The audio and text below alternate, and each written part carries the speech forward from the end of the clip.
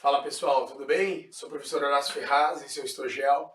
Hoje nós vamos ter mais uma aula de geografia, falando sobre um tema dos mais importantes para o seu vestibular, que é um tema de geomorfologia, né?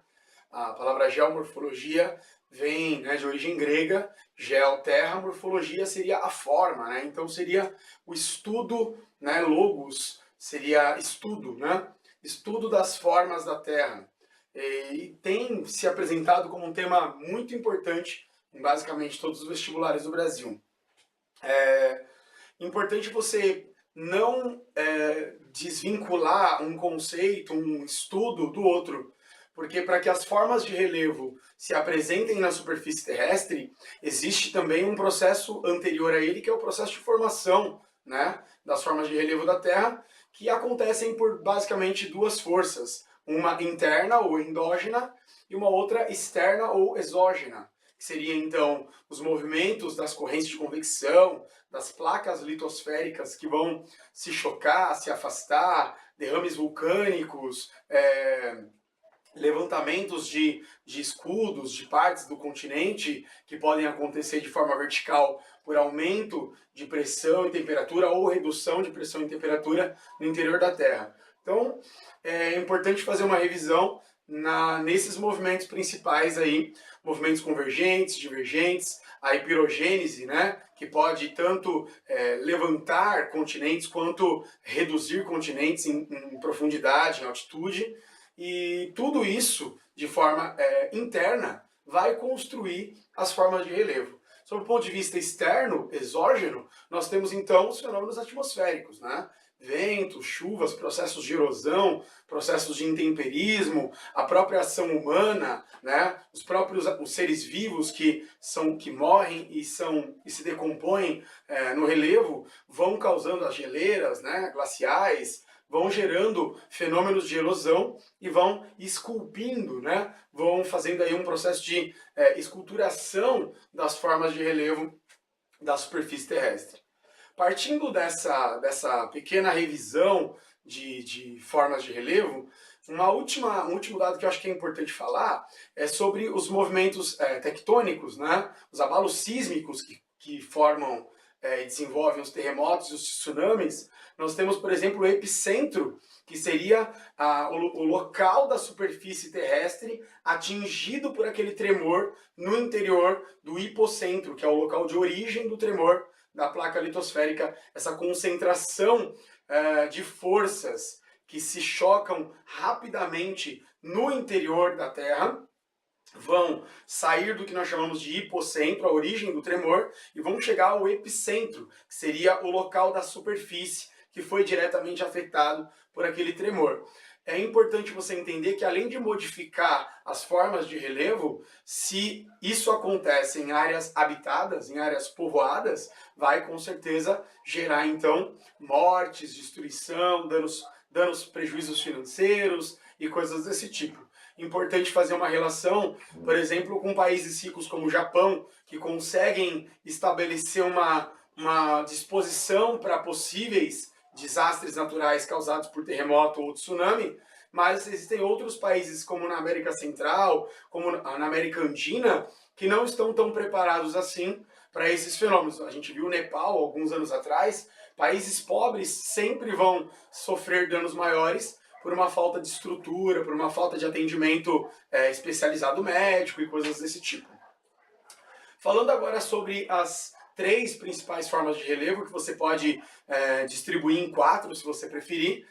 Normalmente se falam em três principais formas de relevo, que seriam os escudos, né, maciços ou escudos cristalinos, que seriam relevos elevados, que formam aí basicamente as grandes áreas continentais emersas da Terra.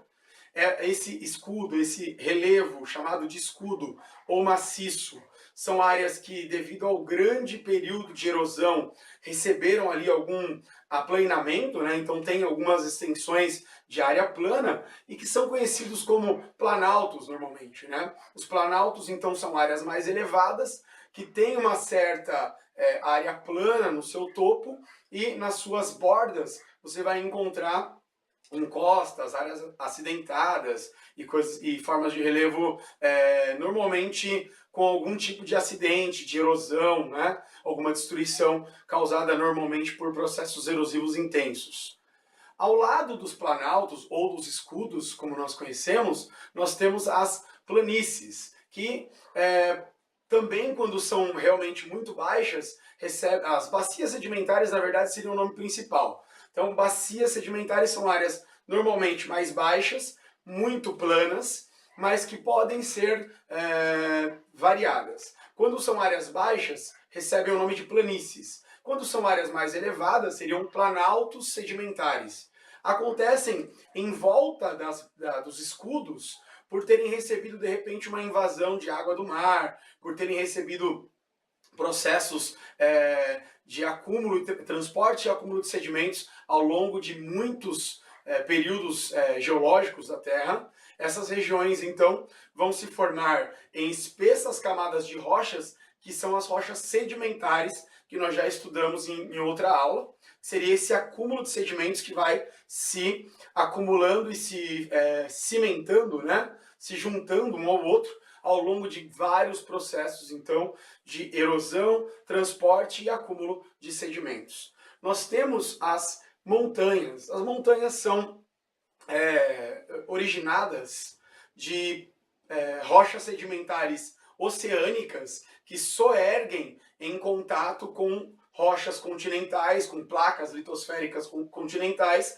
Essas rochas elas vão se soerguer e formar elevadas altitudes, né? As montanhas sempre vão ter 3, 4, 5 mil metros de altitude e chegando então, como o Monte Everest, a 8.848 metros de altitude, o ponto mais alto da Terra, na cordilheira do Himalaia.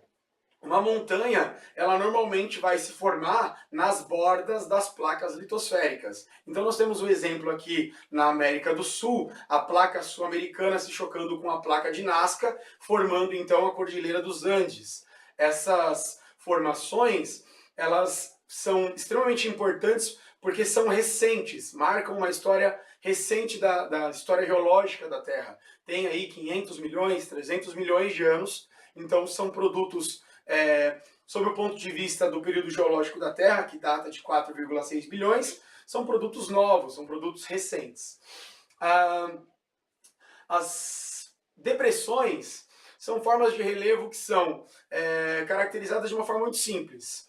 Uma forma de relevo que está relativamente abaixo daquilo que está ao seu redor. Então você tem um planalto, uma planície e de repente você tem uma área mais rebaixada. Essa área mais rebaixada vai receber o nome de depressão.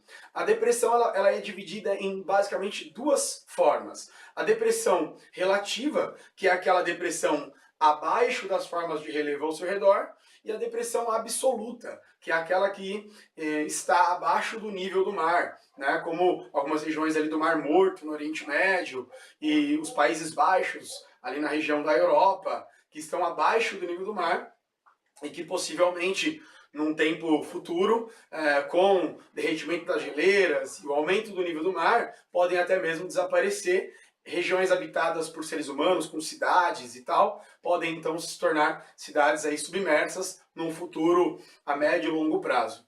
Essas são as 4 formas de relevo. Você precisa estudar como cada uma se forma, quais são as formas de construção e modelação do relevo terrestre que eu já expliquei aqui no comecinho da aula. Espero que você tenha gostado dessa aula.